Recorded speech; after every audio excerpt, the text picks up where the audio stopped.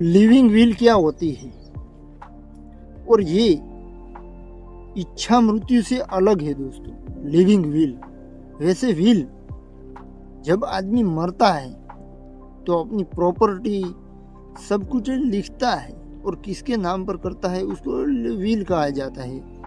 Will लिखता है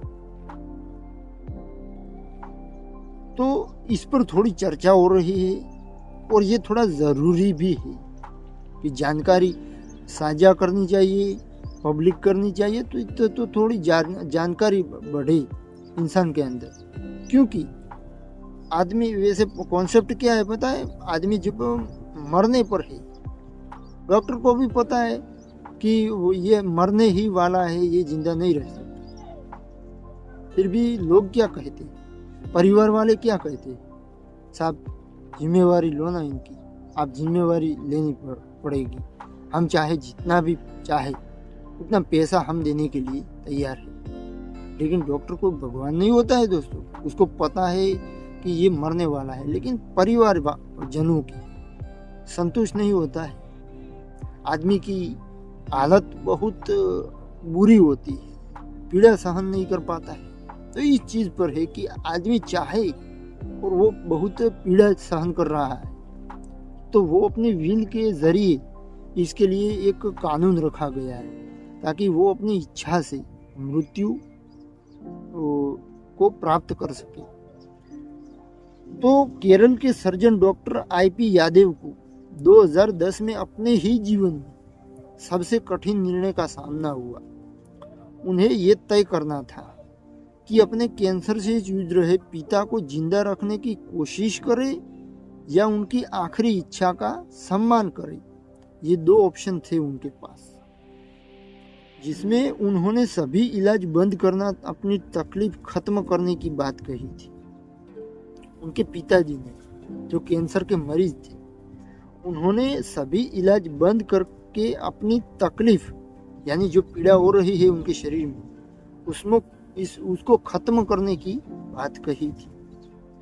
doctor Yadav कहते हैं, बेटे के तौर पर अंतिम क्षण तक पिता को जीवित रखना मेरा कर्तव्य था। मेरे इस फैसले से वो दुखी हुए। जीवित रखना था ये उनका कर्तव्य था, लेकिन इस फैसले से उनके पिताजी दुखी हुए।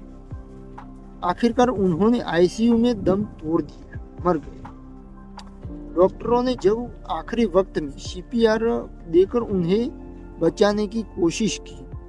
सीपीआर एक ट्रीटमेंट आती है कैंसर के अंदर, जैसे कि मुंह के अंदर जो कोई प्रॉब्लम होता है उसके अंदर टीडीएलएस आता है, उस तरह की कई तरह की ट्रीटमेंट आती है दोस्तों, बहुत महंगी होती है और परिवार का कमाया हुआ पैसा सारा का सारा अंदर जाता है उसके अंदर। तो इस तरह आर्थिक नुकसान भी बहुत होता है। तो इसके लिए ये कानून पारित किया गया है, जिसके तहत आदमी अगर जिंदा नहीं रहने वाला है, ये 100% फैक्ट है कि आदमी जिंदा नहीं रह पाएगा, तो फिर खर्चा करने की कोई ज़रूरत नहीं है। लेकिन फिर भी वो आदमी चाहता है कि मैं किसी भी हद तक इस पीड़ा को सहन करके भी जीवित रहना चाहता, तो फिर वो जीवित रह सकता है।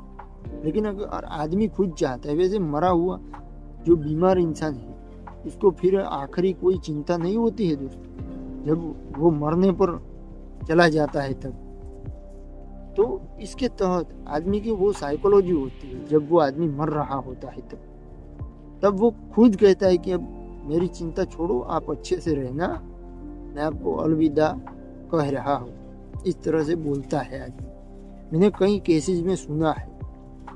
मैं कोई डॉक्टर नहीं, मैं केसेस बोला मतलब मैं ये साहब तो डॉक्टर हूँ, मैं डॉक्टर नहीं हूँ, मैं तो 10 पास किसान। लेकिन जो होते हैं ना समाज में, मेरे हम चौधरी हैं, कणबी, तो हमारे यहाँ कणबी समाज में इस तरह के केसेस आते हैं जिसमें कहते हैं कि अब मेरी चिंता छोड़ो, मेरी ट्रीटमेंट हो गई है, पूरी लाइफ का टाइम जो था वो चला जा चुका है, अब आप मेरी चिंता छोड़ दो, आप खुद जियो अच्छे से, ये मेरा आशीर्वाद है। इस तरह आदमी बोलता है। तो इसके लिए इस कानून को पारित किया गया है। डॉक्टर यादव का कर्तव्य था ये, तो उनके पिताजी को जिंदा रखना। तो वो कहते हैं मेरे इस फैसले से मेरे पिताजी दुखी हुए। आखिरकार उन्होंने आईसीयू में दम तोड़ दिया, लेकिन ये बहुत दर्दनाक मौत थी। तो इस अनुभव ने उन्हें गहराई से प्रभावित किया, डॉक्टर को, और एडवांस मेडिकल डायरेक्टिव यानी एएमडी या लिविंग विल की अहमियत समझाई उन्हें इस अनुभव में। तो लिविंग विल एक कानूनी दस्तावेज है।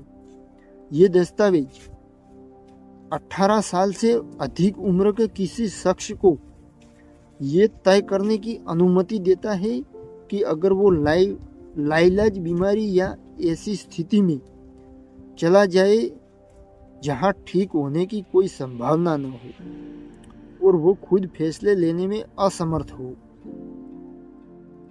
तो उसे किस तरह की मेडिकल देखभाल मिलनी चाहिए। इस तरह का ये दस्तावेज है। वैसे आज मैं भी थोड़ा एनर्जी लॉस महसूस कर रहा हूँ, क्योंकि 10 दिन तक काम का ट्रेंड हुआ, जिसमें पूरा का पूरा ट्रेंड था, जिसमें टाइम ही नहीं मिल पाता था। इसलिए मैं रात में वीडियो बनाता था, लेकिन वो ट्रेंड खत्म हुआ। आज मेरे पास टाइम है पूरे दिन। हाँ, हो सकता है घास चारा काटने के लिए जाना पड़ेगा, तो वो छोटा मोटा काम है। और दूसरी चीज कि मैं बीमार भी हूँ, मुझे जुकाम है, बुखार है, खांसी है, इस तरह की छोटी बीमारी है थोड़ी सी। और डॉक्टर ने कहा है, दवाएं भी दी है, लेकिन अब थोड़ा ठीक हूँ, मैं अच्छा फील कर रहा हूँ। लेकिन फिर भी पानी पीना पड़ता है, तो पानी पी लेता हूँ आपके ही सामने, जिसमें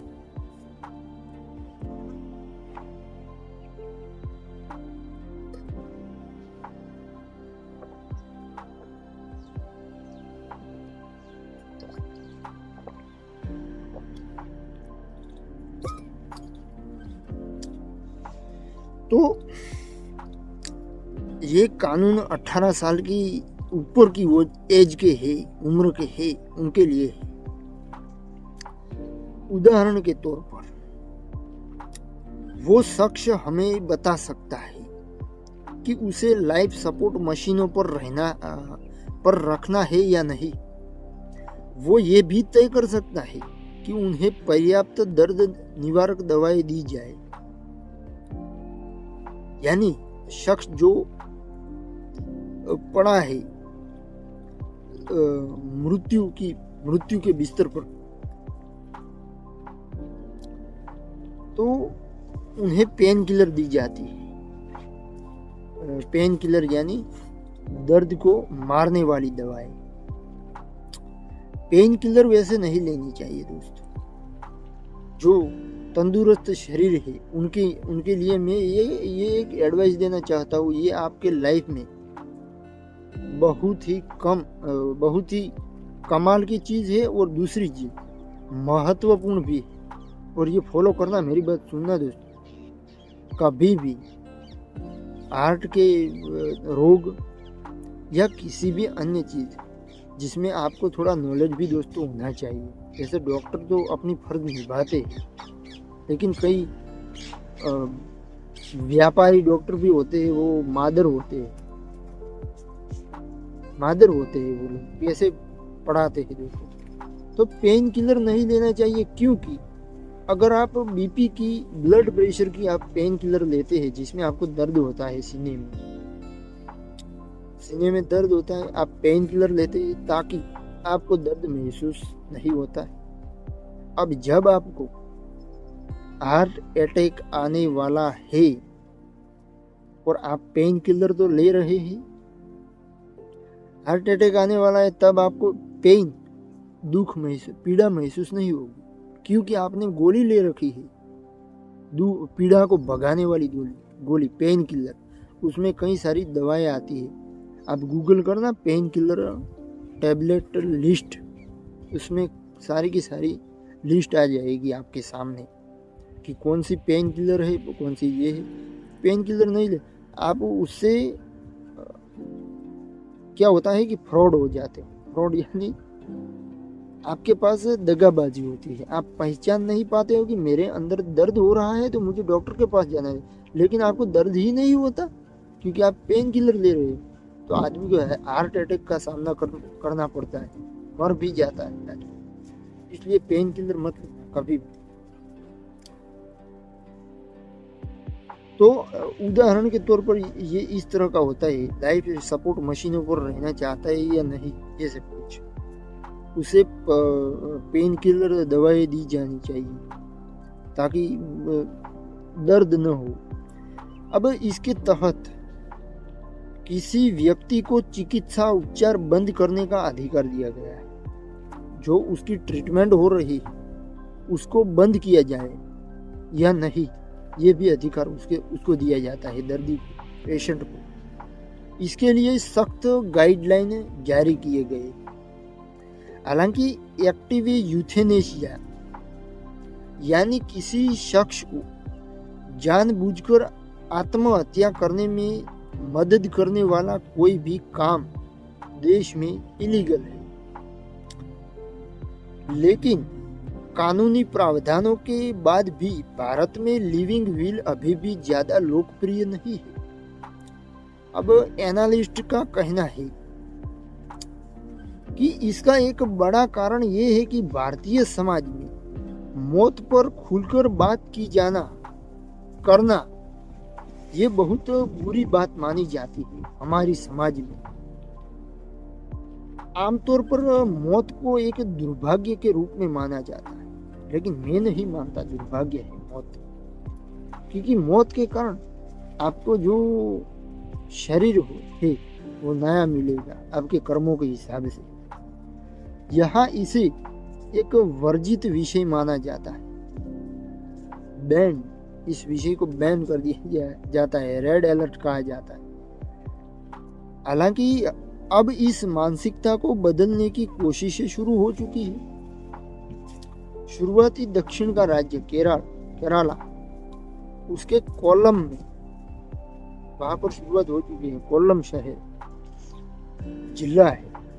डॉक्टर यादव और उनकी टीम ने कोल्लम जिले के सरकारी मेडिकल कॉलेज में भारत का पहला कार्यक्रम शुरू किया, जिसका मकसद लोगों को लिविंग विल के बारे में जागरूक करना था। इस कार्यक्रम में लोगों को सामने से मिलकर फोन के जरिए जानकारी दी जाती है, साथ ही स्वयं सेवक जागरूकता अभियान चलाते हैं। लिविंग विल के टेम्पलेट भी बांटते हैं, कार्ड्स आते हैं ना, वो भी बांटते हैं। लिविंग विल बनाने के लिए परिवार के सदस्यों को खुलकर और ईमानदारी से मौत पर चर्चा करनी पड़ती है। भले ही कुछ लोग इसका विरोध कर रहे हैं, लेकिन एक्टिविस्ट और संस्थाएं जागरूकता फैलाने में जुटी हुई है। अब इस विषय पर लोगों की रुचि बढ़ रही है, हालांकि लोग अभी भी सतर्क हैं। केरला इसमें आगे है। त्रिशूर शहर, उसमें 30 लोगों ने लिविंग विल पर हस्ताक्षर किए। 30 लोगों ने।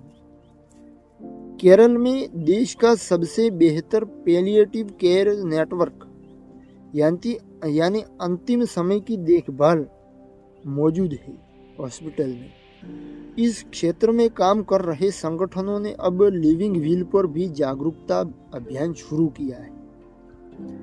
मार्च में त्रिशूर शहर की pain and palliative care society, उसके 30 लोगों ने लिविंग विल पर हस्ताक्षर किए। सोसाइटी के संस्थापक डॉक्टर ई दिवाकर, उनका कहना है कि इस पहल का उद्देश्य लोगों के बीच लोकप्रिय बनाना है। डॉक्टर यादव कहते हैं, लिविंग विल शब्द को अधिकांश लोगों ने कभी नहीं सुना है। आपने भी नहीं सुना होगा, लेकिन इस वीडियो में आप सुन रहे हैं। और एक मेरे बेनिफिट के लिए नहीं, लेकिन दूसरों के बेनिफिट के लिए इस वीडियो को दोस्तों शेयर करना, ताकि इन्फॉर्म किया जा सके लोगों को। तो ऐसे में इसे लेकर लोगों के मन में कई सवाल है, जैसे कि क्या इसका दुरुपयोग किया जा सकता है, क्या वो अपने विल में बदलाव कर सकते हैं, ये भी एक सवाल है। 50 से 60 वर्ष की आयु के लोग अधिकतर ये सवाल पूछ रहे हैं। अब डॉक्टर आगे कहते हैं, हमें उम्मीद है कि जागरूकता बढ़ने पर इसका दायरा भी बढ़ेगा।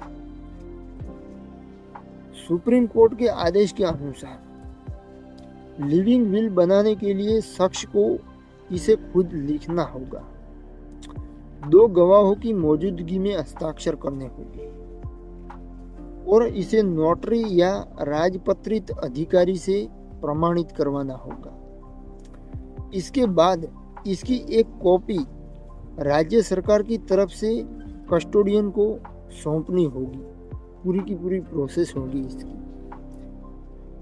हालांकि ये गाइडलाइन कागजों पर मौजूद है, लेकिन राज्य सरकार ने इन्हें लागू करने के लिए कोई ठोस व्यवस्था नहीं बनाई। इन्हीं दिक्कतों का सामना मुंबई के गायनेकोलॉजिस्ट डॉक्टर निखिल दातार को करना पड़ा। निखिल दातार को, जैसे मैं अचानक से इस तरह की, क्योंकि मुझे चक्कर आने लगे थे इस तरह, इसलिए उस तरफ देखा, क्यों पता नहीं बीमार हूँ इसलिए चक्कर आते थे। अब डॉक्टर दातार ने साल पहले अपनी लिविंग विल बनाई, डॉक्टर दातार ने, लेकिन इसे सौंपने के लिए उन्हें कोई कस्टोडियन ही नहीं मिला।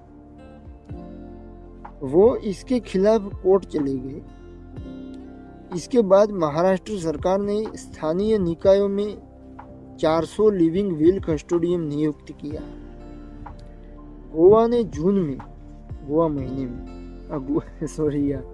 गोवा जो हमारा राज्य है उसमें जून में लिविंग विल से जुड़े सुप्रीम कोर्ट के आदेशों को लागू किया। हाईकोर्ट के जज लिविंग विल पर रजिस्ट्रेशन करने वाले राज्य पहले व्यक्ति बने। हाईकोर्ट के जज लिविंग विल पर रजिस्ट्रेशन करने वाले राज्य पहले व्यक्ति बने। अब लिविंग विल को लागू करने से पहले दोस्तों एनर्जी बहुत लॉस हो रही है और थोड़ा महसूस कर रहा हूँ पीड़ा, लेकिन क्या कर, बनाना पड़ेगा, अब पूरा करके रहूंगा। लिविंग विल को लागू करने से पहले डॉक्टरों की तरफ से किसी भी कार्रवाई से पहले 2 मेडिकल बोर्डों का ये प्रमाणित करना होगा कि मरीज पेशेंट निर्धारित मानदंडों को पूरा करता है। डॉक्टर दातार देश भर में केंद्रीकृत डिजिटल रिपोजिटरी की वकालत कर रहे हैं। उन्होंने अपने लिविंग विल को अपनी वेबसाइट पर निःशुल्क उपलब्ध कराया है।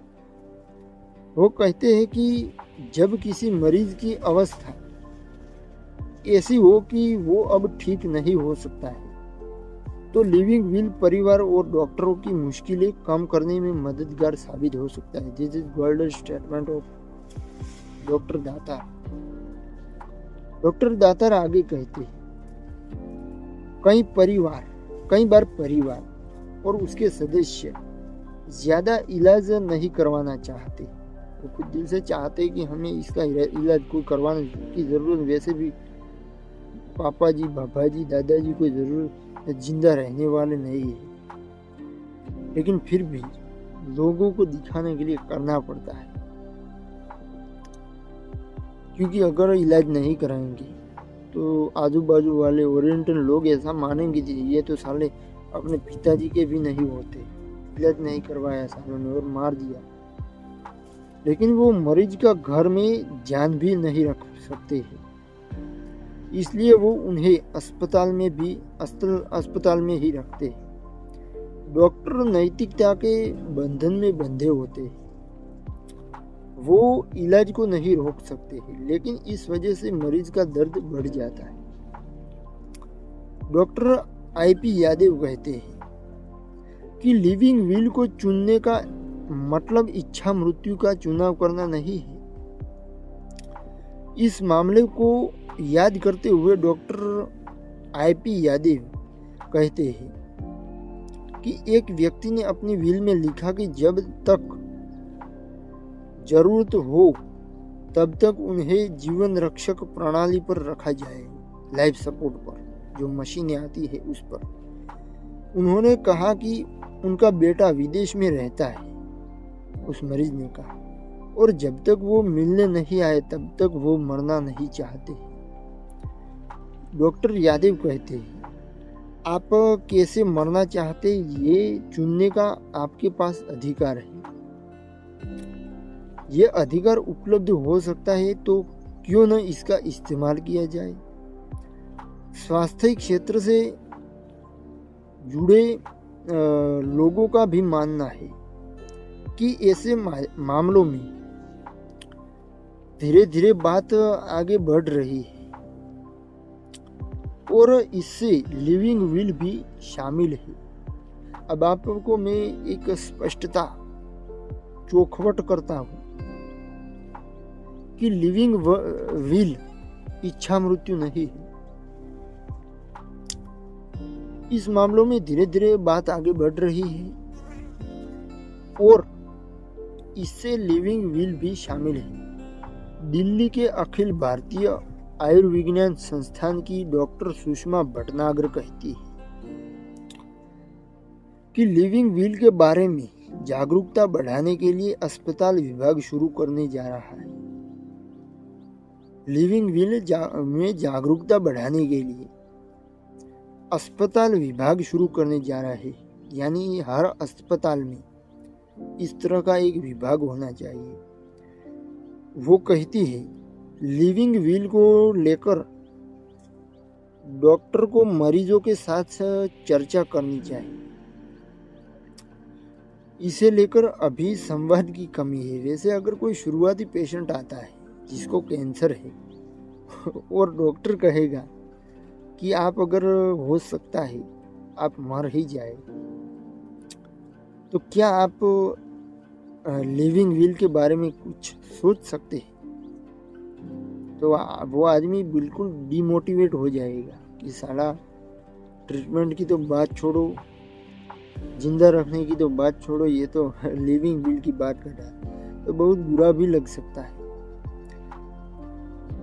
और इसके लिए डॉक्टर को प्रशिक्षित ट्रेन करना होगा। इससे किसी भी व्यक्ति को सम्मान के साथ मृत्यु हासिल करने में मदद मिलेगी। वही डॉक्टर आईपी यादव कहते हैं, जिंदगी में हमारे बहुत सारे फैसले आसपास के लोगों की मर्जी से प्रभावित होते हैं। ये सच बात है। जिंदगी में हमारे बहुत सारे फैसले ओरिएंटल पीपल से, आजू बाजू वाले लोगों से प्रभावित होते हैं। कम से कम मृत्यु को लेकर हमारे पास अपनी सहूलियत के हिसाब चुनाव करने की चॉइस होनी चाहिए, इलेक्शन होना चाहिए हमारे ओरिएंटल लोगों के बारे में। आजू बाजू के जो लोग होते हैं ना, परिवारजन, सगे संबंधी, उनके बीच एक चुनाव होना चाहिए कि इनको क्या अब उनकी इच्छा पूरी होनी चाहिए या नहीं। लेकिन कई लोगों को लगाव होता है इंसान से, जैसे कि कोई बाप मरता है तो बेटी को ज़्यादा से ज़्यादा लगाव होता है, तो वो इसे स्वीकार नहीं करेगी। तो ये था लिविंग विल, और जो मैंने समझाया उसी तरह होता है। लेकिन हेल्थ के मामले में अगर बात की जाए तो सबसे पहले तो नियमितता,